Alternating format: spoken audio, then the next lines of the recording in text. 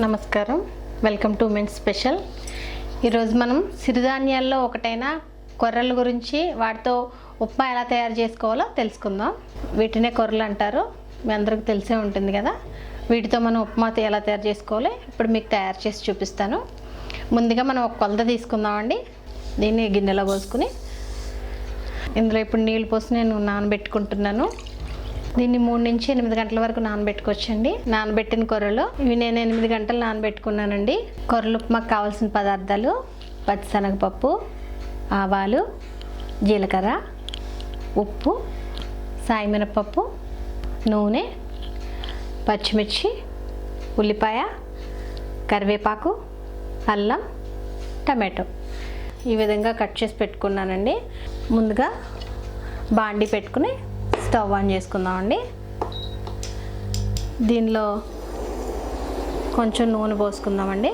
తక్కువ తినే వాళ్ళు తక్కువ కూడా పోసుకోవచ్చు నూనె. ఇందులో కొన్ని ఆవాలు వేస్తున్నాను. ఆవాలు చిటపట్లాడుతున్నాయండి. ఇప్పుడు పచ్చిశనగపప్పు వేసుకుందామండి. కొంచెం సాయిపప్పు కూడా వేసుకుందామండి. 3 వేయించుకుందామండి. ఇవి కొంచెం వేగినాక అప్పుడు అల్లం, మిర్చి వేసుకుందాం. ఎందుకంటే అల్లం పచ్చి వాసన వస్తుంది కదండి, ఆ వాసన పోవాలంటే బాగా వేగాలి. అల్లం కూడా వేస్తున్నాను నేను.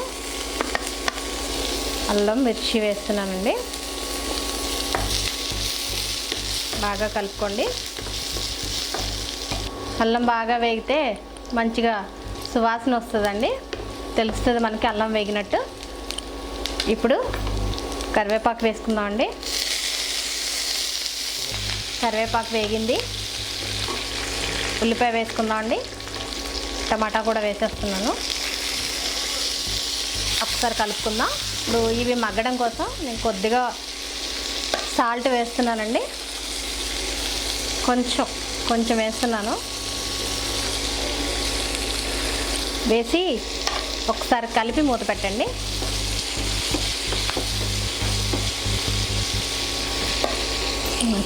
మూత పెడుతున్నాను. ఒక్క 5 మినిట్స్లో మళ్ళీ చూద్దాం.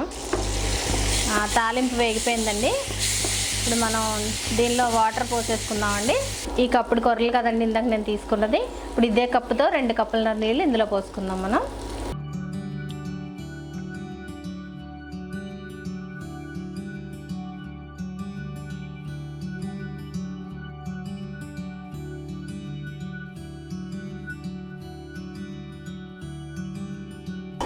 ఓకే, వేసాను కదండి.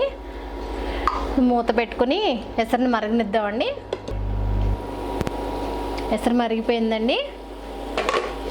ఇవిగోండి నానబెట్టుకున్న కొర్రలు ఎసరులో వేద్దామండి. నీళ్ళు తీసేసి